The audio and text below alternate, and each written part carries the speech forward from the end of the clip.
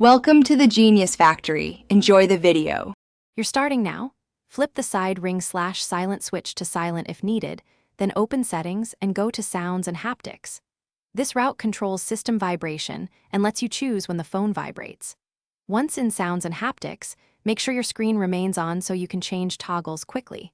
Slow or locked screens can interrupt. You'll set both Vibrate on Ring and Vibrate on Silent next, which determines behavior for incoming alerts and calls. Now enable Vibrate controls.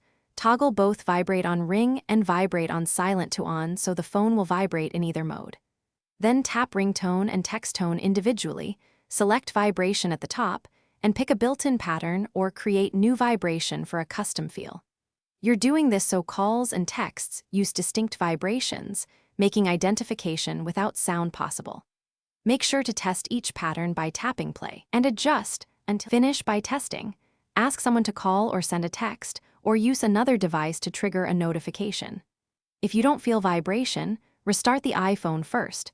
Restarting often fixes temporary software glitches. Next, double-check the physical ring/silent switch and reopen accessibility. Right arrow touch to ensure vibration is enabled system-wide.